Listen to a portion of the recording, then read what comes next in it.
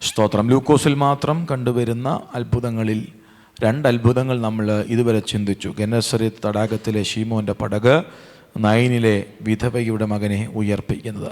ഇന്ന് രാത്രിയിൽ നമ്മൾ 3-ാമത്തെ അത്ഭുതത്തിലേക്കാണ് കടന്നു വരുന്നത്. 13-ാം അധ്യായം ലൂക്കോസ് 10 മുതൽ 17 വരെയുള്ള ഭാഗങ്ങൾ. 18 സംവത്സരമായി നിവരുവാൻ കഴിയാതിരുന്ന ഒരു സ്ത്രീയെ ദൈവം വിടുവിക്കുന്ന വിടുതലാണ് നമ്മളവിടെ കാണുന്നത്. വായിച്ചാട്ടെ 10 മുതൽ 17 വരെ. ഒരു ശബത്തിൽ അവൻ ഒരു പള്ളിയിൽ ഉപദേശിച്ചു കൊണ്ടിരുന്നു. അവിടെ 18 സംവത്സരമായി ഒരു രോഗാത്മാവ് ബാധിച്ചിട്ട് ഒട്ടും നിവരുവാൻ കഴിയാതെ കൂനിയായ ഒരു സ്ത്രീ ഉണ്ടായിരുന്നു. യേശു അവളെ കണ്ട് അടുക്കെ വിളിച്ചു, സ്ത്രീയെ, നിന്റെ രോഗബന്ധനം അഴിഞ്ഞിരിക്കുന്നു എന്ന് പറഞ്ഞു. അവളുടെ മേൽ കൈവച്ചു. അവൾ ക്ഷണത്തിൽ നിവർന്ന് ദൈവത്തെ മഹത്വപ്പെടുത്തി.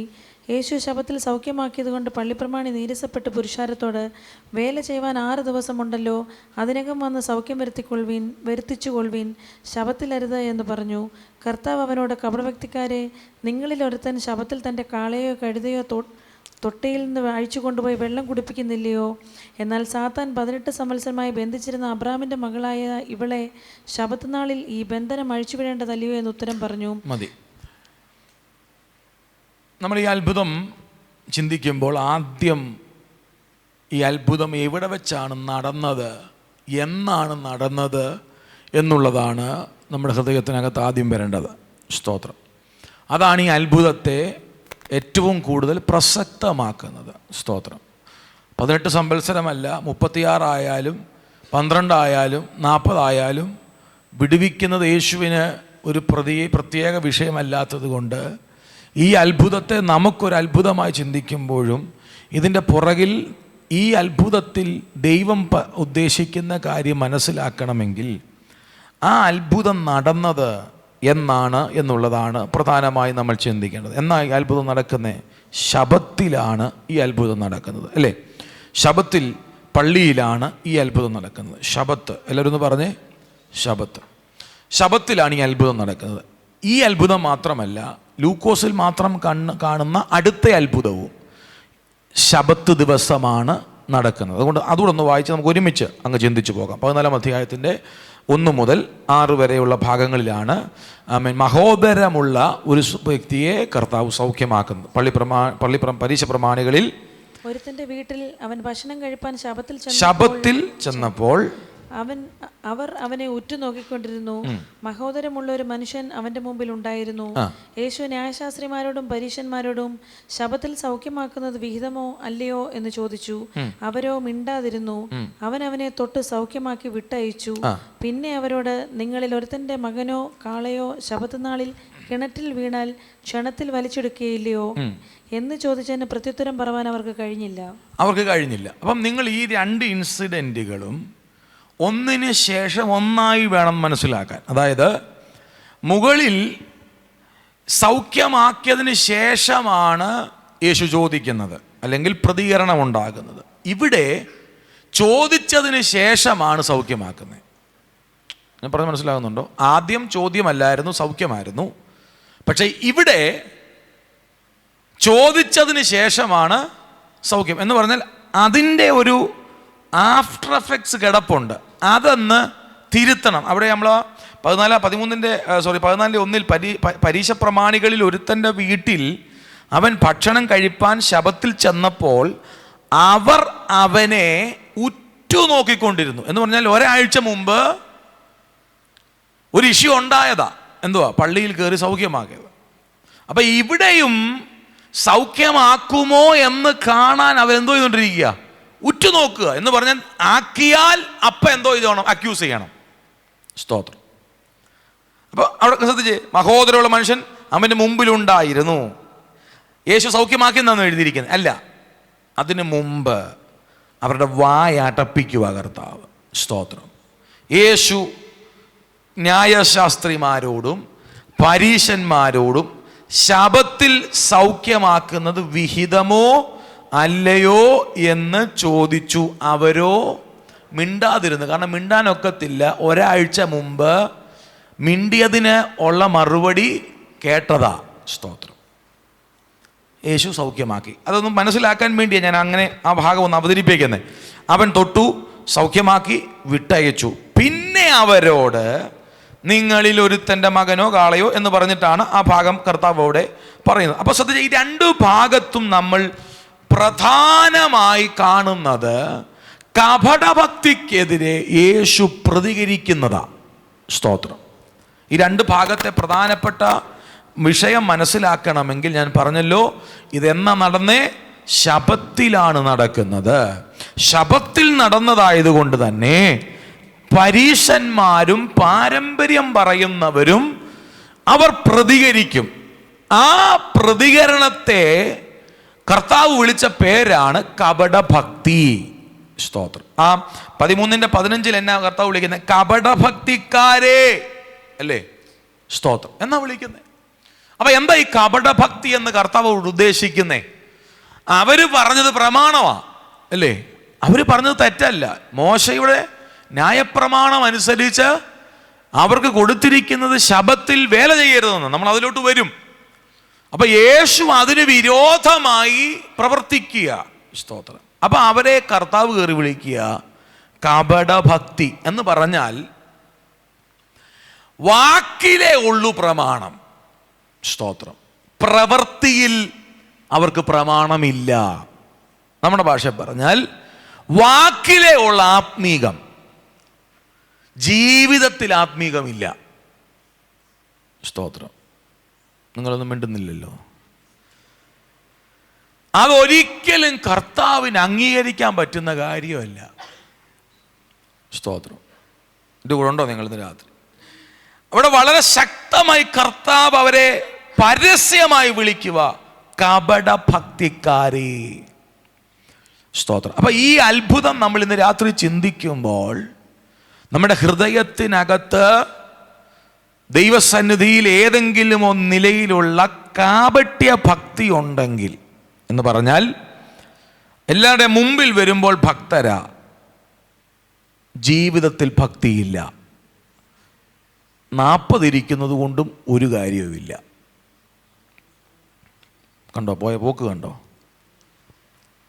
സ്തോത്രം. പ്രിയരെ, എത്ര വലിയ അത്ഭുതം ചെയ്താലും ദൈവം നോക്കുന്നത് അത്ഭുതത്തിൽ നമ്മൾ സന്തോഷിക്കുന്നുണ്ടോന്നല്ല, അത്ഭുതം ചെയ്തവനുമായുള്ള നമ്മുടെ ബന്ധമാണ്. ഹല്ലേലൂയ. ഇവിടെ ശക്തമായി കർത്താവ് എതിർക്കുക ഇവരുടെ കപടഭക്തി എന്ന് പറഞ്ഞാൽ വാക്കിൽ മാത്രം ഒതുങ്ങി നിൽക്കുന്ന ഭക്തി. സ്തോത്രം. ഞാൻ വിശദീകരിക്കേണ്ട, നിങ്ങൾക്കത് അറിയാം. അപ്പം അവർ പ്രതികരിച്ച പ്രതികരണം 6 ദിവസം നിങ്ങൾക്ക് വേല ചെയ്യാം, ആരെ വേണേലും സൗഖ്യമാക്കാം, ഇഷ്ടംപോലെ പ്രവൃത്തി ചെയ്തു. അതും സത്യം പറഞ്ഞാൽ ചെയ്തോ എന്നുള്ള നല്ല മനസ്സുകൊണ്ടല്ല പറഞ്ഞത്, യേശുവിനെ കൊടുക്കാൻ വേണ്ടിയാണ് ഈ പറയുന്നത്. ബാക്കിയുള്ള ദിവസങ്ങൾ ചെയ്തപ്പോഴും എല്ലാം പ്രശ്നങ്ങളും ഉണ്ടായിട്ടുണ്ട്. പക്ഷെ ഇപ്പം ശബത്തിലായതുകൊണ്ട് അതിൻ്റെ പേരും പറഞ്ഞ്, മനസ്സിലാകുന്നുണ്ട് ഞാൻ പറയുന്നത്. പക്ഷേ അവിടെ നിങ്ങൾ ശ്രദ്ധിച്ചേ, യേശു ചോദിക്കുന്ന ചോദ്യം, ആ ചോദ്യത്തിലേക്കാണ് നമ്മൾ വരുന്നത്. യേശുവിൻ്റെ പ്രവൃത്തി എതിർത്തവരോട് 13-ാമത്തെ അധ്യായത്തിൽ കർത്താവ് ചോദിക്കുന്ന ചോദ്യമാണ്. കർത്താവ് അവരോട്, കപടഭക്തിക്കാരെ, നിങ്ങളിൽ ഒരുത്തൻ ശബത്തിൽ തൻ്റെ കാളയെയോ കഴുതയെയോ തൊട്ടിയിൽ നിന്ന് അടിച്ചു കൊണ്ടുപോയി വെള്ളം കുടിപ്പിക്കുന്നില്ലയോ? 18 സംവത്സരമായ സ്ത്രീയുടെ വിഷയത്തിൽ പ്രതികരിച്ച ശാസ്ത്രിമാരോടും പരീശന്മാരോടും പള്ളിയിൽ വന്നവരോടും ചോദിച്ച ചോദ്യമാണ്. ഞാൻ ഈ സ്ത്രീയെ സൗഖ്യമാക്കിയത് നിങ്ങൾ കണ്ടപ്പോൾ നിങ്ങൾ എതിർത്തു. ഇന്നലെ നിങ്ങൾക്ക് സൗഖ്യമാക്കായിരുന്നു, കഴിഞ്ഞ 6 ദിവസം സൗഖ്യമാക്കായിരുന്നു, ശബത്തിൽ സൗഖ്യമാക്കിയതിൻ്റെ എതിർപ്പ് നിങ്ങൾ പ്രകടിപ്പിച്ചു. ഓക്കെ, നിങ്ങൾ പറയുന്ന ന്യായപ്രമാണം ശരിയാ. പക്ഷേ ഇന്ന് രാവിലെ നിങ്ങളുടെ തൊഴുത്തിൽ കിടക്കുന്ന നിങ്ങളുടെ കാളയ്ക്ക് നിങ്ങൾ വെള്ളം കൊടുത്തില്ലേ? നിങ്ങളുടെ വ്യക്തിപരമായ നിങ്ങളുടെ വീട്ടിലെ ആവശ്യത്തിന് നിങ്ങൾ ഈ പ്രമാണം സൂക്ഷിക്കുന്നുണ്ടോ? സ്തോത്രം. വേറൊരു വ്യക്തിയുടെ വിഷയം വന്നപ്പോൾ അവിടെ എന്തോ പൊക്കിക്കൊണ്ടുവന്നു? വ്യവസ്ഥ കൊണ്ടുവരുന്നു, പ്രമാണം കൊണ്ടുവരുന്നു. പക്ഷെ നിങ്ങളുടെ വിഷയം വന്നപ്പോൾ നിങ്ങൾ സ്വാർത്ഥരായി. എൻ്റെ കൂടെ ഉണ്ടോ നിങ്ങൾ ഇന്ന് രാത്രി? ഇന്ന് രാത്രി ഈ മേഖലകളൊക്കെ ഒന്ന് പൊളിയണം. സ്തോത്രം. പ്രിയരെ, നമ്മൾ സ്തോത്രം നമുക്ക് വേണ്ടി മാത്രമല്ല കർത്താവ് മരിച്ചത്. നമ്മളെ വിടുവിക്കാൻ വേണ്ടി മാത്രമല്ല കർത്താവ് സ്നേഹം പകർന്നത്. നമുക്കിഷ്ടമല്ലാത്തവരെ കൂടെ സ്നേഹിക്കാനാണ് കർത്താവ് മരിച്ചത്. ആമേൻ. സ്തോത്രം. നമുക്ക് അഭിപ്രായ വ്യത്യാസങ്ങൾ കാണും, നമുക്ക് ചേർച്ചയല്ലാത്ത ആശയങ്ങൾ കാണും. അവരോട് ഞാൻ മിണ്ടത്തില്ലെന്ന് പറഞ്ഞാൽ പിന്നെ ഞാനും ദൈവമായിട്ട് ബന്ധമൊന്നുമില്ല എന്ന് പറഞ്ഞാൽ നമുക്ക് വേണ്ടി മാത്രം എഴുതി വെച്ച് തന്നിരിക്കുന്ന അല്ല നിത്യതയുടെ വെളിപ്പാട്. അതെല്ലാവർക്കും ഒരുപോലെ വ്യാപരിക്കേണ്ടതാണ്. കർത്താവിൻ്റെ ചോദ്യം കേട്ടോ, നിങ്ങളിൽ ഒരുത്തൻ്റെ വീട്ടിൽ കാളയോ കഴുതയോ തൊട്ടിൽ നിന്ന് അഴിച്ചു കൊണ്ടുപോയി വെള്ളം കുടിപ്പിക്കുന്നില്ലയോ? കർത്താവാ ചോദിക്കുന്നത്. ആമേൻ. പാപത്തിൽ പിടിച്ച സ്ത്രീയെ യേശുവിൻ്റെ മുമ്പിൽ കൊണ്ടുവന്ന് വെച്ച് അവർ പറഞ്ഞൊരു കാര്യം, മോശയുടെ ന്യായപ്രമാണം അനുസരിച്ച് ഈ കുറ്റത്തിൽ പിടിച്ച് അവളെ എന്തോ ചെയ്യണം? കല്ലെറിഞ്ഞു പോകണം. കർത്താവിൻ്റെ ചോദ്യം, കർത്താവിൻ്റെ പ്രതികരണം, നിങ്ങളിൽ പാപമില്ലാത്തവൻ ആദ്യം ഇവളെ. അപ്പം പ്രതികരിക്കുന്നത് ആരോടാണെന്ന് നല്ലവണ്ണം ഇവർക്ക് ബോധ്യമുണ്ട്. ആരും പറഞ്ഞില്ല ഞാൻ കഴുതയെ അഴിച്ചില്ലെന്ന്. സ്തോത്രം. മനസ്സിലാകുന്നുണ്ടോ? ഇനി 14-ാം അധ്യായത്തിൽ നിങ്ങൾ എന്താ കർത്താവിൻ്റെ പ്രതികരണം ശ്രദ്ധിച്ചേ. 14-ൽ യേശു ന്യായശാസ്ത്രിമാരോടും പരീശന്മാരോടും 3-ാം വാക്യത്തോട് ശബത്തിൽ സൗഖ്യമാക്കുന്നത് വായിച്ചോ. ശബത്തിൽ സൗഖ്യമാക്കുന്നത് വിഹിതമോ അല്ലയോ എന്ന് ചോദിച്ചു. അവരോ മിണ്ടാതിരുന്നു.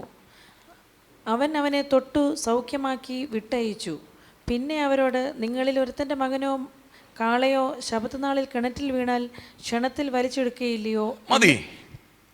13-ാം അധ്യായത്തിലെ യേശുവിൻ്റെ ചോദ്യവും 14-ാം അധ്യായത്തിലെ യേശുവിൻ്റെ ചോദ്യം ഒന്നാണോ? പറ. ആണോ അല്ലയോ? പറഞ്ഞു. അല്ലയോ? ചോദ്യം ഒന്നാ, പക്ഷേ ആദ്യം ചോദിച്ചതിനേക്കാൾ കുറച്ചുകൂടെ ഡീപ്പായിട്ടാ രണ്ടാമത് ചോദിക്കുന്നേ. പിടികിടുന്നുണ്ടോ ഞാൻ പറഞ്ഞു? ആദ്യത്തെ ചോദ്യം തൊഴുത്തിൽ കിടക്കുന്നതേ ഉള്ളായിരുന്നു. രണ്ടാമത്തെ ചോദ്യത്തിൽ തൊഴുത്തിൽ മാത്രം കിടക്കുന്നതല്ല, നിന്റെ വീട്ടിനകത്തെ കാര്യവും നീ നോക്കത്തില്ല എന്നാ ചോദിക്കുന്നേ. മനസ്സിലാകുന്ന രാമൻ പറഞ്ഞേ. അതെന്താ യേശു അങ്ങനെ പറയാനുള്ള കാരണമെന്ന്? ഒരുത്തൻ നിങ്ങളിൽ ഒരുത്തൻ്റെ മകനോ കാളയോ ശബത്ത് നാളിൽ കിണറ്റിൽ വീണാൽ, ഇന്ന് ശബത്ത്, അതുകൊണ്ട് ചെറുക്കൻ അവിടെ കിടന്നോട്ടെ എന്ന് പറഞ്ഞ് നിങ്ങൾ പള്ളിയിൽ പോകുമോ? അപ്പം പച്ച കള്ളഭക്തിയല്ലേ നിങ്ങൾ ഈ പറയുന്നേ? സ്തോത്രം. സ്വന്തം വീട്ടിലൊരു പ്രശ്നം വന്ന അന്നേരം ശബത്തൊന്നുമില്ല. ഞാൻ ഓക്കെയാ, എൻ്റെ ചെറുക്കനും എൻ്റെ കൂടെ ഉണ്ട്, എൻ്റെ കാളയും തൊഴുത്തിലുണ്ട്. ഞങ്ങളുടെ സഭായോഗത്തിന് പോകുമ്പോൾ അപ്പുറത്തിരുന്നവൻ എന്താണ്ട് വ്യവസ്ഥ തെറ്റിച്ച് അപ്പം പാസ്റ്ററെ വിളിച്ചിട്ട്, അല്ലെ പാസ്റ്ററെ പറയുന്നത് പിന്നെയും പ്രശ്നമില്ല, നാട്ടുകാരോടും വീട്ടുകാരും മൊത്തം വിളിച്ചു പറയും. അതാ പ്രശ്നം. പാസ്റ്ററെ വിളിച്ച് പറഞ്ഞാൽ പാസ്റ്റർ പോട്ടെന്ന് പറയും. അതല്ലേ പ്രശ്നം. എൻ്റെ കൂടെ ഉണ്ടോ നിങ്ങൾ? അത്ഭുതം മാത്രം പോരാ, അകത്തോടൊരു മാറ്റമൊക്കെ വരണം ഈ ഉപവാസത്തിൽ. പറഞ്ഞ് മനസ്സിലായോ? പാസ്റ്ററെ വിളിച്ച് പറഞ്ഞാൽ പാസ്റ്റർ എന്താ പറയും? പോട്ട് സാരമില്ല, ക്ഷമിക്കാൻ പറയും. പക്ഷെ അപ്പുറത്തോട്ട് വിളിച്ച് പറഞ്ഞല്ലോ, പിന്നെ അതങ്ങ് കത്തുവല്ലയോ. ആദ്യത്തെ യേശുവിൻ്റെ മറുപടിയിൽ നിങ്ങളുടെ കാളയോ കഴുതയോ. രണ്ടാമത്തെ വിഷയത്തിൽ കുറച്ചുകൂടെ ഡീപ്പായിട്ട് ആർക്കും എതിർക്കാൻ പറ്റാത്ത പോലുള്ള ചോദ്യം, നിങ്ങളുടെ സ്വന്തം മകനോ മകൾക്കോ ശബത്തിലൊരു ആവശ്യമുണ്ടായാൽ നിങ്ങൾ സഭായോഗം മുടക്കത്തില്ലേ? നിങ്ങൾ ആവശ്യത്തിന് പുറകെ പോകത്തില്ലേ? ഹല്ലേലൂയ. കേട്ടേ, അവർക്കൊരു ഉത്തരവും പറയാൻ ഇല്ലായിരുന്നു. ഇനിയും ഈ ഞാൻ പറഞ്ഞല്ലോ, കർത്താവിൻ്റെ ഓരോ വാക്കുകളും കർത്താവിൻ്റെ ഓരോ മൊഴികളും സ്തോത്രം ചുമ്മാതെ ആമേൻ സ്തോത്രം പറഞ്ഞു വിടുന്നതല്ല. നിങ്ങൾ കമ്പയർ ചെയ്ത് വേണം വരണം. ഒന്നാമത്തെ ഭാഗത്ത് തൊഴുത്തിൽ കിടക്കുന്നത് മാത്രമേ ഉള്ളായിരുന്നെങ്കിൽ രണ്ടാമത്തെ ആ വിഷയത്തിലേക്ക് വരുമ്പോൾ, തൊഴുത്തിൽ കിടക്കുന്നത് മാത്രമല്ല, രക്തബന്ധത്തെ കൂടെ ചേർത്താ പറയുന്നേ. എൻ്റെ കൂടെ ഉണ്ടോ നിങ്ങൾ? രക്തബന്ധത്തെ കൂടെ ചേർത്താ പറയുന്നേ. കാരണം യേശുവിൻ്റെ വാക്ക്. എന്നാൽ സാത്താൻ 18 സംവത്സരമായി ബന്ധിച്ചിരുന്ന അബ്രഹാമിൻ്റെ മകളായ ഇവളെ ശബത്ത് നാളിൽ ഈ ബന്ധനം അഴിച്ചുവിടേണ്ടതല്ലയോ? നിങ്ങൾ ചിന്തിക്കുന്നത് പോലെ, നിങ്ങൾ ആലോചിക്കുന്നത് പോലെ എവിടുന്നോ കയറി വന്ന ഒരു സ്ത്രീ അല്ലിത്. പിടി കിട്ടുന്നുണ്ടോ ഞാൻ പറഞ്ഞേ? അതുകൊണ്ട് ഇത് രണ്ടും ഒരുമിച്ച് പഠിക്കണമെന്ന് ഞാൻ പറഞ്ഞേ. ആരെങ്കിലും അല്ല ഇവളും അബ്രഹാമിന്റെ സന്തതിയ എന്ന് പറഞ്ഞാൽ ഈ പറഞ്ഞ പള്ളിപ്രമാണിയുടെ സഹോദരിയാന്ന് അതിൻ്റെ അർത്ഥം. അബ്രഹാം ഞങ്ങൾക്ക് പിതാവായിട്ടുണ്ടെന്നാണ് ഇവർ പറയുന്നതെങ്കിൽ, ആരെയോ അല്ല ഞാൻ ഈ സൗഖ്യമാക്കിയത്, പിന്നെ നിന്റെ സ്വന്തം സഹോദരിയെയാണ്. അതിനകത്തെ വെളിപ്പാട് പിടികിട്ടുന്ന ഒരു രാമൻ പറഞ്ഞേ, ആലയത്തിലുള്ളവർ മുഴുവനും ഒരപ്പൻ്റെ മക്കളാണ്. സ്വന്തം വീട്ടിൽ സഹോദരങ്ങൾ പിണങ്ങിയിരിക്കുവോ? പറ. ഇന്ന് കൈയടിച്ച് പൊട്ടിക്കാൻ വന്നതാണെന്നാണ് എനിക്ക് തോന്നുന്നേ. പക്ഷെ ഇന്ന് രാത്രി മനസ്സൊന്ന് ഉടഞ്ഞു വേണം പോകാൻ. നിങ്ങൾ കളിയാക്കിയില്ലേ? നിങ്ങൾ കുറ്റം പറഞ്ഞില്ലേ? നിങ്ങൾ ശബത്താന്ന് പറഞ്ഞ് ഈ വിടുതൽ തടയാൻ ശ്രമിച്ചില്ലേ? ആരാ അവള്? നിങ്ങളുടെ സ്വന്തം കൂടപ്പുറപ്പാ. കർത്താവ് എന്നാ വിളിച്ചു പറയുന്നേ? അവൻ പള്ളിയിൽ ശബത്തിൽ. എന്താ? പുതിയ നിയമ വെളിപ്പാടിലേക്ക് വാ, പുതിയ നിയമ സഭയുടെ വെളിപ്പാടിലേക്ക് വാ. നാം ഒരപ്പത്തിൻ്റെ അംശികളെന്ന് നമ്മൾ പറയുമ്പോൾ, നമ്മൾ ഒരപ്പൻ്റെ മക്കളെന്ന് നമ്മൾ പറയുമ്പോൾ, ഒരപ്പൻ നമ്മളെ ജനിപ്പിച്ചെന്ന് നമ്മൾ പറയുമ്പോൾ, ഒരു വീട്ടിലെ സഹോദരങ്ങളാണെന്ന് നമ്മൾ പറയുമ്പോൾ, ഒരാളുടെ വിടുതലിന് നമ്മൾ തടസ്സം നിൽക്കരുത്. ആ തടസ്സം നിൽക്കുമ്പോൾ നീ അറിയേണ്ട ഒരു കാര്യമുണ്ട്. നിന്റെ സഹോദരനോ നിന്റെ സഹോദരിയോ ആണ് ആ വിടുതലിൽ നിന്ന് പുറത്തു മാറുന്നത്. രാത്രി തുറന്ന ഹൃദയത്തോടെ സ്നേഹിക്കാൻ ഒരു കൃപ ദൈവത്തോട് ചോദിക്കണം. സഹോദരങ്ങൾ തമ്മിൽ വഴക്കുണ്ടാവും, ഇല്ലയോ? ഉണ്ടാകുമോ? ഉണ്ടാകും.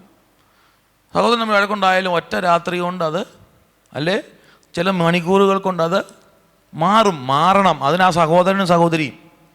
ഇത് വർഷങ്ങളായാലും മാസങ്ങളായാലും മാറുകയില്ല. എന്നോട് മിണ്ടട്ടെ, ഞാൻ മിണ്ടട്ടെ, നീ എന്തിനാ മിണ്ടു? ഞാനാണോ? അങ്ങനെയാണോ? ഇങ്ങനെയാണോ? സ്തോത്രം. പൊന്നു പ്രിയരേ, അത്ഭുതമൊക്കെ കേൾക്കുമ്പം 18 വർഷം യേശുവിൻ്റെ നാമത്തിൽ പൊട്ടട്ടം എന്നൊക്കെ പറയാൻ എളുപ്പമാണ്. പക്ഷെ തമ്പുരാൻ ഇതിനകത്ത് എഴുതി വെച്ചേക്കുന്നത് എന്തിനെന്നറിയാവോ? സ്വർഗം ഏതുദ്ദേശത്തോടാണോ ഈ അത്ഭുതം നീ മനസ്സിലാക്കണമെന്ന് ആഗ്രഹിക്കുന്നത്, അതേ ഉദ്ദേശമായി രാത്രി പരിശുദ്ധാത്മ പറഞ്ഞു തരുന്നേ. സ്തോത്രം. 18 സംവത്സരമായ സ്ത്രീയിലൂടെ ദൈവത്തിന്റെ പരിശുദ്ധാത്മാവ് കപടഭക്തിക്കാരെ പഠിപ്പിക്കുന്ന ഒരു ദൂതുണ്ട്. ഇവളും നിന്റെ സഹോദരിയാണ്. ഹല്ലേലൂയ. അതാ കർത്താവ് അവിടെ എടുത്തു പറയുക. 18 സംവത്സരമായി ബന്ധിച്ചിരുന്ന അബ്രഹാമിന്റെ മകളായ ഇവളെ ശബത്ത് നാളിൽ ഈ ബന്ധനം അഴിച്ച് വിടേണ്ടതല്ലയോ? ഇവളും നിങ്ങളുടെ വീട്ടിലുള്ള നിങ്ങളുടെ സഹോദരിയാണ്. സ്വന്തം സഹോദരിയോ സ്വന്തം സഹോദരനോ വിടുതലിലേക്ക് പോകുമ്പോൾ, വിടുതൽ വേണ്ട എന്ന് പറയുന്ന ഏതെങ്കിലും സഹോദരനോ സഹോദരിയോ രക്തബന്ധങ്ങളോ ഉണ്ടോ? അങ്ങനെ പറയുകയോ അങ്ങനെ പ്രവർത്തിക്കുകയോ അതിനെ സ്തോത്രം സാധൂകരിക്കത്തക്കവണ്ണം ചലിക്കുകയോ ചെയ്യുന്നവൻ ഇപ്പോഴും ക്രിസ്തുവിൽ ആയിട്ടില്ല. ഹല്ലേലൂയ. ഒന്നെടുത്ത് തെളിവുകൾ ഞാൻ നിങ്ങളുടെ മുമ്പിൽ നിർത്താം. ഗലാത്യലേഖനം 3-ാം അധ്യായം 26 മുതലുള്ള വാക്യങ്ങൾ വായിച്ച് 26 മുതൽ 29 വരെയുള്ള വാക്യങ്ങൾ. ഗലാത്യ ലേഖനം 3-ാം അധ്യായത്തിൻ്റെ 26 മുതൽ 29 വരെയുള്ള വാക്യങ്ങൾ. നാം ഇനി ശിശുപാലകന്റെ കീഴിലല്ല, ക്രിസ്തുയേശുവിലെ വിശ്വാസത്താൽ നിങ്ങൾ എല്ലാവരും ദൈവത്തിന്റെ മക്കളാകുന്നു. ക്രിസ്തുവിനോട് ചേരുവാൻ സ്നാനമേറ്റിരിക്കുന്ന നിങ്ങൾ എല്ലാവരും ക്രിസ്തുവിനെ ധരിച്ചിരിക്കുന്നു. അതിൽ യഹൂദനും യവനനും എന്നില്ല, ദാസനും സ്വതന്ത്രനും എന്നില്ല, ആണും പെണ്ണും എന്നില്ല, നിങ്ങളെല്ലാവരും ക്രിസ്തുയേശുവിൽ. അടുത്ത വാക്യം, ക്രിസ്തുവിനുള്ളവരെങ്കിലോ നിങ്ങൾ അബ്രഹാമിന്റെ സന്തതിയും വാഗ്ദത്ത പ്രകാരം അവകാശികളുമാകുന്നു. അബ്രഹാമിന്റെ സന്തതികളാണ് നമ്മളെല്ലാവരും. വാഗ്ദത്ത പ്രകാരം, കേട്ടോ, ഫിസിക്കലി ലിറ്ററലി അല്ല, വാഗ്ദത്ത പ്രകാരം നമ്മൾ ആരുടെ സന്തതികളാ? ഞാൻ പണ്ട് ഏതോ ഒരു ഭാഗത്ത് നിങ്ങളെ പഠിപ്പിച്ചതാ. സ്തോത്രം. നമ്മൾ ഒരിക്കലും പുതിയ നിയമ ഇസ്രായേൽ നമുക്ക് വിളിക്കാൻ പറ്റില്ല. നമ്മൾ പുതിയ നിയമ സഭയാ. അത് ഞാൻ ഓർക്കുന്നുണ്ടെങ്കിൽ ഞാൻ പറഞ്ഞത്, നമ്മൾ വാഗ്ദത്തത്തിൽ അബ്രഹാമിന്റെ സന്തതികളാ. ഫിസിക്കലി നമ്മൾ അബ്രഹാമിന്റെ സന്തതികളല്ല. നമ്മൾ ജാതികളായിരുന്നു. നമ്മളെ ദൈവം ദത്തെടുത്തതാ. വിശ്വസിക്കുന്ന ഒരു ആമേൻ പറഞ്ഞേ. അപ്പൊ കർത്തോ, ഗലാത്യ സഭയോട് പരിശുദ്ധാത്മാവ് പറയുക, ക്രിസ്തുവിനുള്ളവരെങ്കിലും നിങ്ങൾ അബ്രഹാമിന്റെ സന്തതിയും വാഗ്ദത്ത പ്രകാരം അവകാശികളുമാകുന്നു. ഒരു തെളിവൂടെ തരാം. റോമലേഖനം 4:16, റോമർ 4:16. അതുകൊണ്ട് കൃപാദാനം എന്ന് വരേണ്ടതിന് വിശ്വാസത്താൽ അത്രേ അവകാശികളാകുന്നത്. വാഗ്ദത്തം സകല സന്തതിക്കും ന്യായപ്രമാണമുള്ളവർക്ക് മാത്രമല്ല, അബ്രഹാമിന്റെ വിശ്വാസമുള്ളവർക്കും കൂടെ ഉറപ്പാക്കേണ്ടതിന് തന്നെ. അപ്പം വിടുതലിനെ എതിർത്ത കപടഭക്തിക്കാരോട് മനസ്സിലാക്കുക കർത്താവ് എന്താ? അവർ തിരിച്ചറിയണം, വേർകൃത്യമില്ല. ആലയത്തിൽ, ദൈവസഭയിൽ ദൈവമഹത്വം അനുഭവിക്കാൻ വിളിക്കപ്പെട്ടവരെല്ലാവരും ഒറ്റ സന്തതികളാണ് എന്നുള്ള തിരിച്ചറിവ്. ഈ ഒരു തിരിച്ചറിവ് ആഴമായി ഉണ്ടെങ്കിൽ പിന്നെ പിണങ്ങിയിരിക്കത്തില്ല, പിന്നെ മുഖം വീർപ്പിച്ചിരിക്കത്തില്ല, പിന്നെ ക്ഷമിക്കാൻ പറ്റാതെ വരത്തില്ല. കർത്താവിൻ്റെ കൃപയാൽ പ്രിയരെ, ദൈവം നമ്മളെ ഇത്രത്തോളം സ്നേഹിച്ചില്ലേ?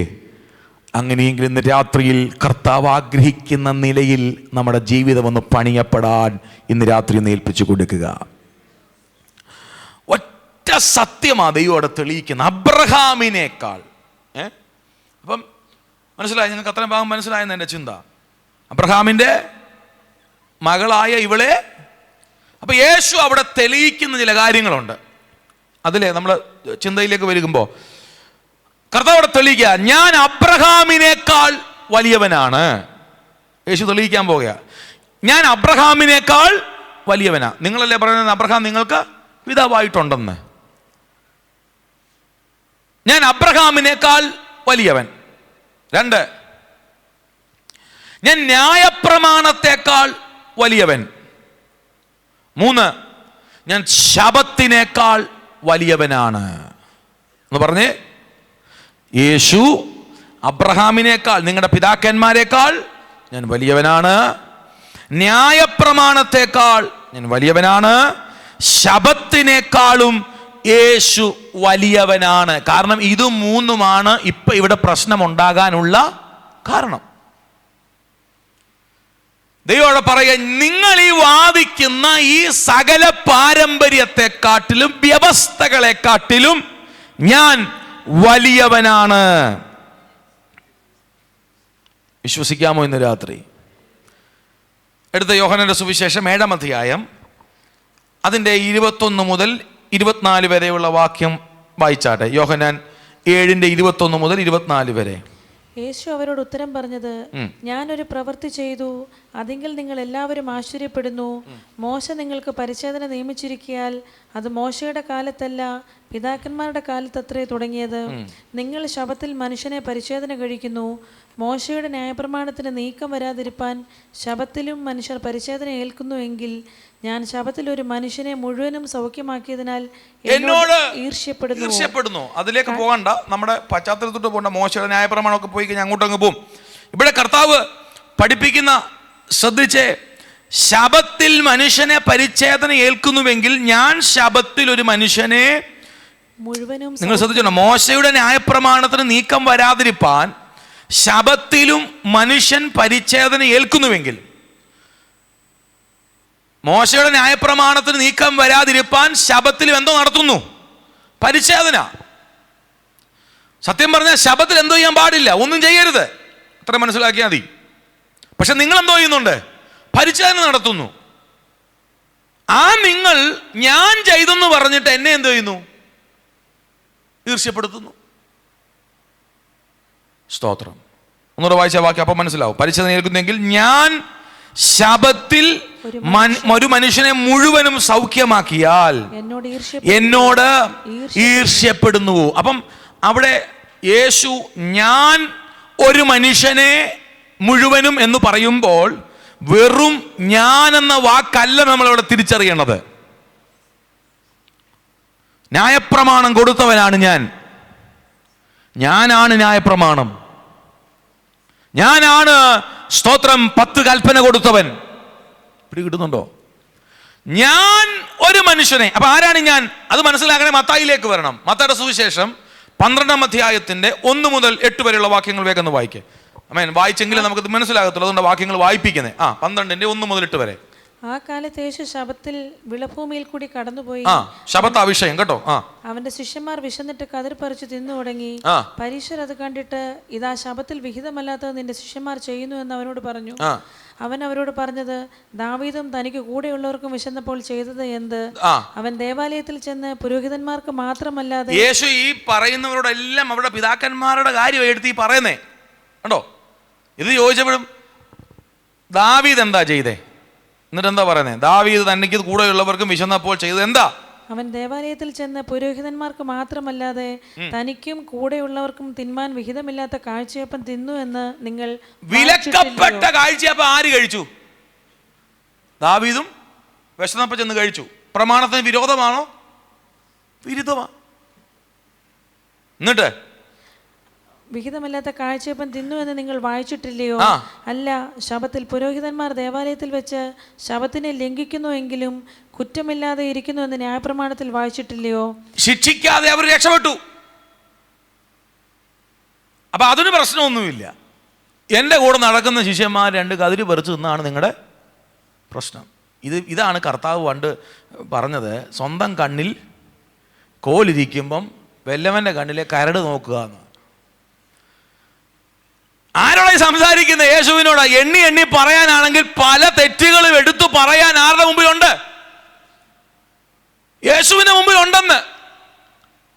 അത് പറയിപ്പിക്കാതിരിക്കാനാണ് നമ്മൾ ശ്രമിക്കണ്ടേ. ഒരാമൻ പറ നിങ്ങള്. നമ്മൾ വലിയ വിശുദ്ധി ചമയുമ്പോഴേ, നമ്മൾ വലിയ ഭക്തി ചമയുമ്പോഴേ,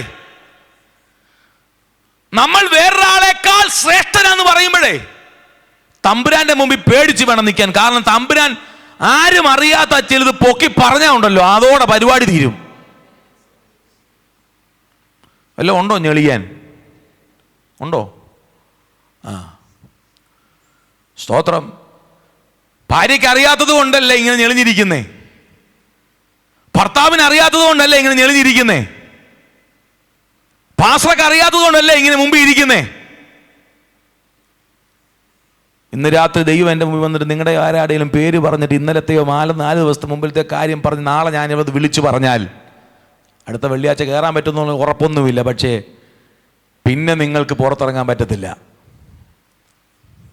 ഞാനിതിനങ്ങനെ പറഞ്ഞെന്ന് ചോദിച്ചാൽ നിങ്ങൾ പാപികളാന്നുള്ളത് കൊണ്ടല്ല പറഞ്ഞേ, ദൈവസന്നിധിയിൽ വിനയപ്പെട്ട് നടന്നോണം. നമ്മൾ വേറൊരാളെ കൈ ചൂണ്ടുമ്പോ, നമ്മൾ വേറൊരാളെ കുറ്റം ചുമത്തുമ്പോ, നമ്മൾ വേറൊരാളെ നമ്മളെക്കാട്ടിൽ താഴ്ത്തിക്കെട്ടുമ്പോൾ അവരെക്കാൾ കുറ്റം ദൈവത്തിന് നമ്മളെ കുറിച്ച് പറയാനുണ്ട്. പക്ഷെ കഴിഞ്ഞ തിരുവത്താഴത്തിലും കൈ നീട്ടിയപ്പോ കഴിഞ്ഞ വെള്ളിയാഴ്ച സ്തോത്രം പറഞ്ഞപ്പോൾ ദൈവപ്രസാദം നിന്റെ മേൽ വെളിപ്പെട്ടത് എന്റെയും നിങ്ങളുടെയും പ്രാർത്ഥനയുടെയോ ജീവിതത്തിന്റെ വിശുദ്ധിയുടെ വലിപ്പം കൊണ്ടല്ല, പുതിയ നിയമത്തിൽ കർത്താവ് വെളിപ്പെടുത്തിയ മഹാകൃപയുടെ വലിപ്പമാണ്. അതുകൊണ്ട് മറ്റുള്ളവരുടെ നേരെ കൈ ചൂണ്ടുന്നത് അവസാനിപ്പിച്ചോണം. മറ്റുള്ളവരെ കുറ്റം പറയാൻ നമുക്ക് അവകാശമില്ല. സ്തോത്രം. ആ മേളത്തെ വാക്യം, ആമേൻ, സ്തോത്രം. യോഹന്നാന്റെ സുവിശേഷത്തിൽ 7-ാം അധ്യായത്തിന്റെ 24 കൊടുത്ത്, കാഴ്ചപ്രകാരം വിധിക്കരുത്, നീതിയുള്ള വിധി വിധിപ്പിൻ. നീതിയുള്ള വിധി വിധിക്കാൻ ആർക്കേ അവകാശമുള്ളൂ? ദൈവത്തിന് മാത്രം. സ്തോത്രം. അപ്പം വലിയ കാര്യത്തിൽ ശിഷ്യന്മാരുടെ കുറ്റം പറയാൻ വേണ്ടി ന്യായശാസ്ത്രിമാർ പരീക്ഷ വന്നപ്പോൾ നേരെ എടുത്ത് അങ്ങോട്ട് ഇട്ട് കൊടുത്തു. അവർക്കൊന്നും ഉത്തരം പറയാനില്ല. എങ്ങനെ എഴുതിയേക്കാം? വായിച്ചേ വേഗം. വിശന്നപ്പോൾ ചെയ്യുന്ന ദൈവാലയത്തിൽ ചെന്ന് പുരോഹിതന്മാർക്ക് മാത്രമല്ല തനിക്ക് കൂടെയുള്ളവർക്കും തിന്മാൻ വിഹിതമല്ലാത്ത കാഴ്ചയപ്പം തിന്നു എന്ന് നിങ്ങൾ അല്ല. ശബത്തിൽ പുരോഹിതന്മാർ ദൈവാലയത്തിൽ വെച്ച് ശബത്തിനെ ലംഘിക്കുന്നു എങ്കിലും ആ വാക്ക് കണ്ടോ, എങ്കിലും കുറ്റമില്ലാതെ ഇരിക്കുന്നത് എന്ന് ന്യായപ്രമാണത്തിൽ വായിച്ചിട്ടില്ലേ? എന്നാൽ ആരാണ് ഞാൻ? എന്നാൽ ദേവാലയത്തിലും ദേവാലയത്തെക്കാൾ നിങ്ങൾ ഈ പറഞ്ഞ ശിഷ്യന്മാർ ആരുടെ കൂടെ നടക്കുന്നേ? ദേവാലയത്തെക്കാൾ വലിയവനെ കൂടെ നടക്കുന്നേ. സ്തോത്രം. ദേവാലയത്തെക്കാൾ വലിയവൻ ഇവിടെ ഉണ്ട് എന്ന് ഞാൻ നിങ്ങളോട് പറയുന്നു. അടുത്തത്, യാഗത്തിലല്ല കരുണയിലത്ര ഞാൻ പ്രസാദിക്കുന്നത് എന്നുള്ളത് എന്തെന്ന് നിങ്ങൾ അറിഞ്ഞിരിക്കുന്നുവെങ്കിൽ കുറ്റമില്ലാത്തവരെ കുറ്റം വിധിക്കയില്ലായിരുന്നു. അപ്പൊ കർത്താവിന്റെ മുമ്പിൽ ഇപ്പൊ ആരാ കുറ്റക്കാരൻ? പരീശനാ. കുറ്റം പറഞ്ഞവനാ കുറ്റക്കാരൻ. കാരണം ശബത്തിൽ അവർ കതിര് പറിച്ച് തിന്നെന്നുള്ളൊരു കുറ്റമല്ല നീ ആരോപിക്കുന്നേ. ശബത്തിനേക്കാൾ വലിയവൻ അവരുടെ കൂടെ ഉണ്ട്. ദേവാലയത്തെക്കാൾ വലിയവൻ അവരുടെ കൂടെ ഉണ്ട്. പള്ളിയിൽ വെച്ച് സൗഖ്യമാക്കിയതല്ലേ നിന്റെ പ്രശ്നം. പള്ളിയേക്കാൾ വലിയവൻ അവരുടെ കൂടെ ഉണ്ട്. 8-ാം വാക്യം, മനുഷ്യപുത്രനോ ശബത്തിന് കർത്താവാകുന്നു. അപ്പം ഞാൻ ഒരു മനുഷ്യനെ പൂർണ്ണമായി സൗഖ്യമാക്കിയപ്പോൾ നിങ്ങൾ എൻ്റെ നേരെ സംസാരിക്കുന്നു എന്ന് കർത്താവ് പറയുമ്പോൾ ആരായി ഞാൻ? ഞാൻ ദേവാലയത്തെക്കാൾ വലിയവൻ, ഞാൻ ശബത്തിനും കർത്താവായവൻ. പിടികിട്ടുന്നുണ്ടോ? കർത്താവ് എന്ന് പറഞ്ഞ വാക്കിന്റെ അർത്ഥം എന്നാ? ലോർഡ് എന്നാ അർത്ഥം? എന്തോ മക്കളെ കർത്താവ് എന്ന് പറഞ്ഞ വാക്കിന്റെ അർത്ഥം? കർത്തൃത്വം നടത്തുന്നവൻ, അത്രേ ഉള്ളൂ. അപ്പൊ നിങ്ങൾ ഞാൻ ശബത്തിൽ സൗഖ്യമാക്കിയെന്നും പറഞ്ഞ് എൻ്റെ പുറകെ വരുമ്പോൾ നിങ്ങൾ ചിന്തിക്കേണ്ട ഒരു കാര്യമുണ്ട്. ഞാൻ ഈ ശബത്തിനേക്കാൾ വലിയവനാണ്. ശബത്തിന്റെ മേൽ കർത്തൃത്വം നടത്തുന്നത് ഞാനാണ്. പഴയ നിയമത്തിന്റെ സകല ലൂപ്പോളുകളും തമ്പുരാൻ അവിടെ പൊളിച്ചടുക്കുക. അതുകൊണ്ടാ കർത്താവിന് സ്വാതന്ത്ര്യത്തിനായിട്ട് ക്രിസ്തു നമ്മളെ സ്വതന്ത്രരാക്കി. ഇപ്പൊ ഞാൻ ഈ കുറെ നേരം ഉണ്ട് ശബത്ത് എന്ന് പറഞ്ഞത്. എന്താ ഈ ശബത്ത് എന്ന് പറഞ്ഞാൽ എന്താ?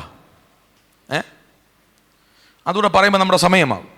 3 നിലയിൽ വേണം ശബത്ത് എന്ന വാക്ക് നമ്മൾ മനസ്സിലാക്കാൻ. സ്തോത്രം. ഒന്ന്, സൃഷ്ടിപ്പുമായുള്ള ബന്ധത്തിൽ ശബത്തുണ്ട്. സൃഷ്ടിപ്പുമായുള്ള ബന്ധത്തിൽ ശബത്തുണ്ട്. 2, 10 കൽപ്പനകളുമായുള്ള ബന്ധത്തിൽ ശബത്തുണ്ട്. 3, എഴുതിയോ? 1, സൃഷ്ടിപ്പുമായുള്ള ബന്ധത്തിൽ ശബത്ത് നമുക്ക് മനസ്സിലാക്കാം.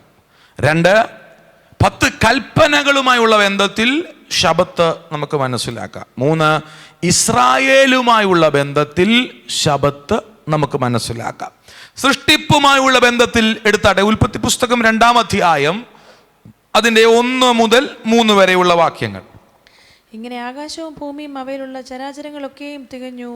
താൻ ചെയ്ത പ്രവൃത്തിയൊക്കെയും ദൈവം തീർത്ത ശേഷം താൻ ചെയ്ത സകല പ്രവൃത്തിയിൽ നിന്നും 7-ാം ദിവസം നിവൃത്തനായി. 7-ാം ദിവസം ദൈവം നിവൃത്തനായി അല്ലേ? താൻ ചെയ്ത പ്രവൃത്തിയൊക്കെയും ദൈവം തീർത്ത ശേഷം ഏഴാം ദിവസം നിവൃത്തനായി. നിവൃത്തനായെന്ന് മലയാളത്തിലാണ്, പക്ഷെ ഇംഗ്ലീഷിൽ കൊടുത്തേക്കുന്നത് ഹി റെസ്റ്റഡ് എന്നാ അല്ലേ. And he rested on the 7th day of all his work.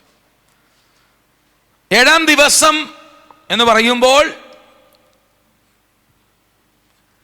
സ്വസ്ഥനായിരുന്നു. 6 ദിവസത്തെ സൃഷ്ടിപ്പിന് ശേഷം ഏഴാം ദിവസം ദൈവം എന്തോ ചെയ്തു? സ്വസ്ഥനായി. ഇനി താൻ സൃഷ്ടിച്ചുണ്ടാക്കിയ സകല പ്രവൃത്തിയിൽ നിന്നും അന്ന് നിവർത്തനായതുകൊണ്ട്, അതായത് അന്ന് റെസ്റ്റ് എടുത്തത് കൊണ്ട് ദൈവം ഏഴാം ദിവസത്തെ അനുഗ്രഹിച്ച് ശുദ്ധീകരിച്ചു. അപ്പൊ ഏഴാം ദിവസത്തിന് പ്രത്യേകത മനസ്സിലായി. ദൈവം അതിനെ അങ്ങനെ അങ്ങ് വേർതിരിച്ചു. ദൈവം റെസ്റ്റ് ചെയ്ത ദിവസം ഏഴാം ദിവസം. അത് നമ്മൾ ഏത് ദിവസമാണ്? സൺഡേ ആണെന്നാണ് നമ്മൾ പറയുന്നത്, ഇല്ലയോ? സ്തോത്രം. ഇനി കൽപ്പനയുമായുള്ള ബന്ധത്തിൽ ശബത്ത് എന്താ നോക്കിക്കേ. പുറപ്പാട് പുസ്തകം 20-ാം അധ്യായം അതിന്റെ 8 മുതലുള്ള വാക്യങ്ങൾ 11 വരെ. പുറപ്പാട് പുസ്തകം. ശബത്ത് നാളിനെ ശുദ്ധീകരിപ്പാൻ ഓർക്ക. 6 ദിവസം അധ്വാനിച്ച് നിന്റെ വേലയൊക്കെയും ചെയ്യുക. ഏഴാം ദിവസം നിന്റെ ദൈവമായ യഹോവയുടെ ശബത്താകുന്നു.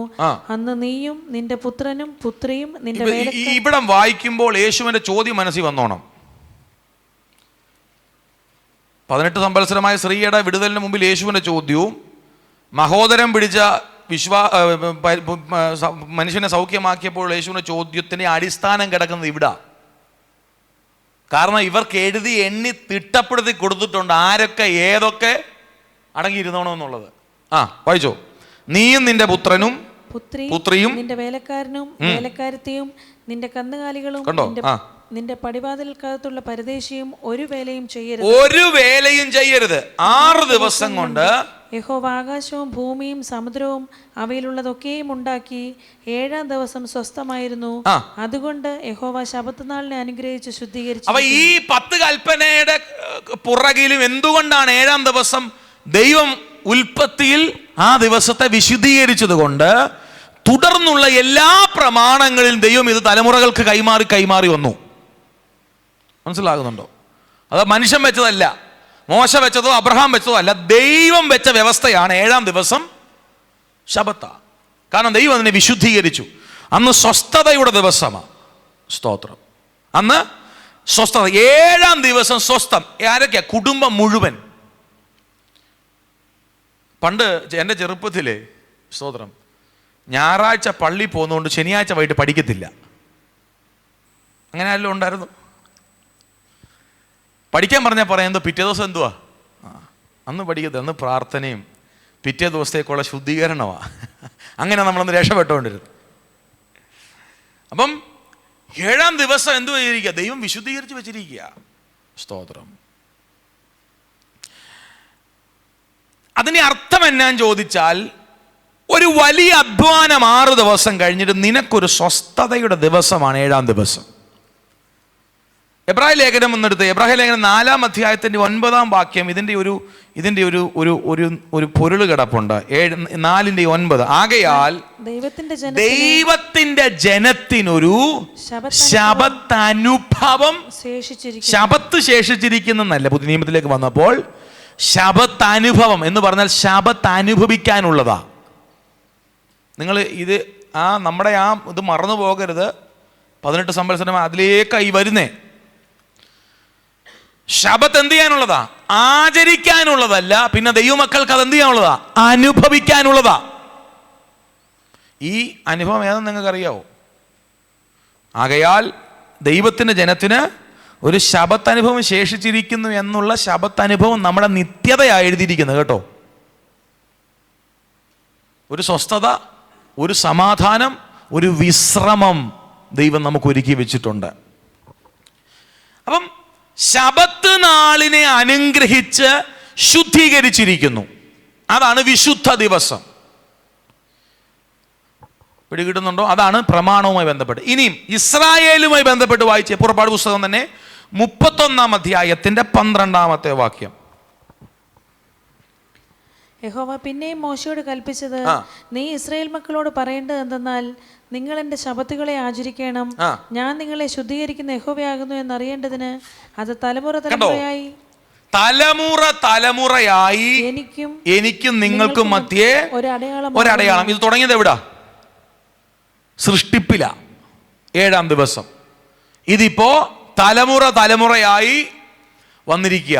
എവിടം വരെ വന്നു? 18 സംവത്സരമായ സ്ത്രീയുടെ വിടുതലിന്റെ ദിവസം പള്ളിയുടെ അടുത്ത് ശബത്ത് ദിവസം വരെ വന്നു.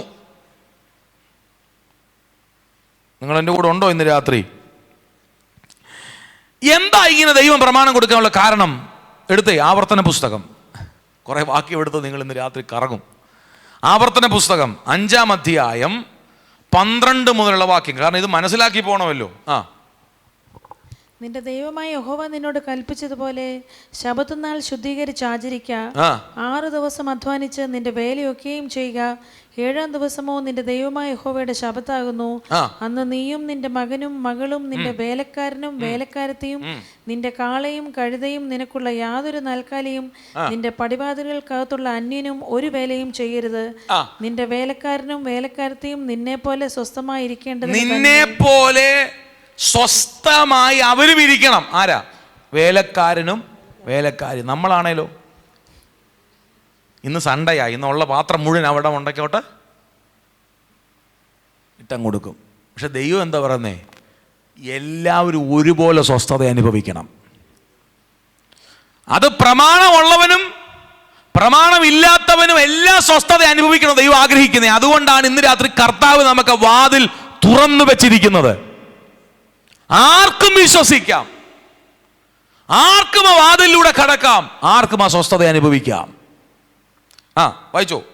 വേലക്കാരനും വേലക്കാരത്തിൽ നിന്നെ പോലെ സ്വസ്ഥത അനുഭവിക്കണം. നീ മിസ്രയീം ദേശത്ത് കണ്ടോണം. ഇനി ഇതാണ് അതിന്റെ വെളിപ്പാടെന്ന് പറയുന്നത്. എന്തിനാ നീ 7-ാം ദിവസം സ്വസ്ഥത അനുഭവിക്കണം എന്ന് പറയുന്നത്? നീ മിസ്രയീം ദേശത്ത് അടിമയായിരുന്നു എന്നും അവിടെ നിന്ന് നിന്റെ ദൈവമായ യഹോവ നിന്നെ ബലമുള്ള കൈകൊണ്ടും നീട്ടിയ ഭുജം കൊണ്ടും പുറപ്പെടുവിച്ചെന്നും ഓർക്ക.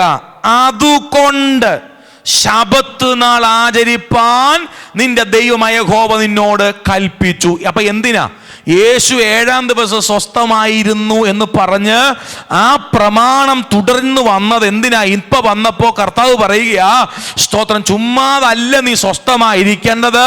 നിന്റെ പിതാക്കന്മാർ നിങ്ങൾ ഏത് അടിമത്വത്തിലായിരുന്നോ കിടന്നത്, ആ അടിമത്വത്തിൽ നിന്ന് എൻ്റെ കരമിറങ്ങി വന്ന് പുറത്തു കൊണ്ടുവന്നത് ഓർത്തിട്ട് വേണം നിങ്ങൾ ശബത്ത് ആചരിക്കാൻ. അല്ലേ? അങ്ങനെ എഴുതിയിരിക്കുന്നത്. അതുകൊണ്ട് ശബത്ത് നാൾ ആചരിപ്പാൻ നിന്റെ ദൈവമായ യഹോവ നിന്നോട്. ഏതുകൊണ്ട്? ഇസ്രായേൽ മക്കളോട് ബന്ധത്തിലായി പറയുന്നത്. ഏതുകൊണ്ട്? 400 വർഷത്തെ അടിമത്തത്തിൽ നിന്ന്, ഫറവോന്റെ പീഡനത്തിൽ നിന്ന്, നിങ്ങളുടെ സ്വന്തം കഴിവ് കൊണ്ടല്ല, എൻ്റെ നീട്ടിയ ഭുജം കൊണ്ട്, അത്ഭുതകരമായ പ്രവൃത്തി കൊണ്ട് പുറപ്പെട്ടു വന്നത് നിങ്ങൾ ഓർത്ത് നിങ്ങൾ ശബത്ത് ആചരിക്കണം. അപ്പൊ എന്തിനാ ശബത്ത്? പറ. വിടിവിക്കപ്പെട്ടതോർത്ത് സ്വസ്ഥത അനുഭവിക്കാനാ. ഇനി നമ്മൾ വായിച്ച ഭാഗത്തേക്ക് വന്നേ. കഴിഞ്ഞ 18 വർഷമായി സാത്താൻ ബന്ധിച്ചവൾ, 18 വർഷമായി അവൾ ശബത്തിൽ പള്ളിയിൽ വരുന്നുണ്ട്. 18 വർഷമായി അവൾ ശബത്ത് ആചരിക്കുന്നുണ്ട്. പക്ഷെ ശബത്തിന്റെ പുറകിലുള്ള ദൈവിക പദ്ധതി എന്താ? സ്വസ്ഥത അനുഭവിക്കണം.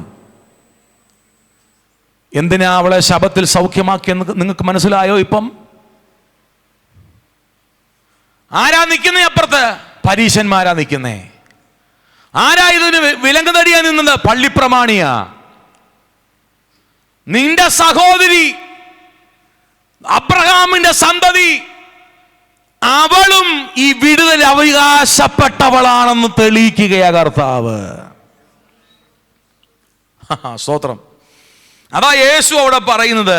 എന്നാൽ 18 സംവത്സരമായി ബന്ധിച്ചിരിക്കുന്ന അബ്രഹാമിന്റെ മകളായ ഇവളെ ശബത്ത് നാളിൽ ഈ ബന്ധനം അഴിച്ചുവിടേണ്ടതല്ലേ? നിങ്ങൾ സ്വസ്ഥത അനുഭവിക്കുമ്പോൾ അവൾ കഴിഞ്ഞ ശബത്ത് നാളിലും പള്ളിയിലും വന്ന് കഴിഞ്ഞ ആഴ്ചത്തെ വിടുതലിന്റെ സാക്ഷ്യം കേട്ട് ആമേൻ, ഇസ്രായേൽ മക്കളെ വിടുവിച്ചതും കേട്ട്, ചെങ്കടൽ വിഭാഗിക്കപ്പെട്ടതും കേട്ട്, മാറയെ മധുരമാക്കിയതും കേട്ട് സ്തോത്രം പറഞ്ഞ് എല്ലാവരും നൃത്തം ചെയ്ത് ആനന്ദിച്ചു പോയപ്പോൾ കൂനി കയറി വന്നു. കൂനിയായിട്ട് തന്നെ തിരിച്ചുപോയി. ഹല്ലേലൂയ.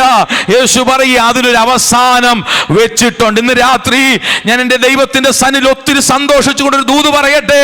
ആമേൻ, ചില അനുഭവങ്ങളൊക്കെ നീ കേട്ടു സ്തോത്രം പറഞ്ഞത് ദൈവം കണക്കിലാക്കി വെച്ചിട്ടുണ്ട്. ഒരു ദിവസം നിന്റെ വിഷയത്തിന്റെ മേൽ ദൈവം കൈകാര്യം ചെയ്തിരിക്കും. ഹല്ലേലൂയ. കർത്താവ് വരുന്നതല്ല കേട്ടോ, തകർത്ത ഇടിമുഴക്കൊന്നുമല്ല. ഞാനിവിടെ നിൽപ്പുണ്ടല്ലോ. സ്തോത്രം. ഹല്ലേലൂയ. നിങ്ങൾക്ക് ആ ലിങ്ക് മനസ്സിലായ ഞാൻ പറഞ്ഞു വന്നേ. ശബത്ത് നാളിൽ അഴിച്ചുവിടണം. കാരണം കഴിഞ്ഞ 18 വർഷമായി അവൾ ഒരേ ദൂത് കേൾക്കുക. ശബത്തിന്റെ ഗുണം പിടി കിട്ടുന്നുണ്ടോ നിങ്ങൾക്ക്? കഴിഞ്ഞ ചില വർഷങ്ങളായിട്ട് അവൾ ഇസ്രായേൽ മക്കളെ വിടുതൽ കേൾക്കുക. എന്തിനാ ദൈവം ശബത്ത് കൊടുത്ത്? നീട്ടിയ ഭുജം കൊണ്ട് വിടുവിച്ച സാക്ഷ്യമാത്. എന്തിനാ അവൾ ഓരോ ആഴ്ചയും അവൾ ആലയത്തിൽ വരുന്നേ? ഇന്ന് എനിക്കൊരു വിടുതൽ കിട്ടുമെന്നുള്ള പ്രതീക്ഷയില്ല. കാരണം ശബത്ത് ദൈവം വെച്ച വ്യവസ്ഥയാ. ആ വ്യവസ്ഥയുടെ പുറകിൽ ദൈവത്തിന്റെ പദ്ധതി. എൻ്റെ കരം നിങ്ങൾ ഓർക്കണം, എൻ്റെ വിടുതലിന്റെ കരം നിങ്ങൾ അനുഭവിക്കണം. ഇതാ കേട്ടോണ്ടിരിക്കുന്നത് കഴിഞ്ഞ 18 വർഷമായിട്ടും. പക്ഷേ തമ്പുരാന്റെ സമയം തെറ്റത്തില്ല. എൻ്റെ വാക്കുകൾ അവസാനിപ്പിക്കാൻ പോകുകയാ. അതാ കർത്താവ് പറയുന്നത്, അബ്രഹാമിൻ്റെ സന്തതികൾക്ക് ശബത്തിൽ വിടുതലുണ്ട്. ഇന്ന് രാത്രി ഞാൻ ആത്മാവിലൊരു ദൂത് പറയാം. വിശ്വാസത്താൽ അബ്രഹാമിൻ്റെ വാഗ്ദത്തങ്ങൾക്ക് അവകാശമുള്ള നമ്മുടെ എല്ലാ വിഷയത്തിനും ദൈവസന്നിധിയിൽ വിടുതൽ ദൈവം ഒരുക്കി വെച്ചിട്ടുണ്ട്. കണ്ണുകൾ അടച്ചാട്ടെ.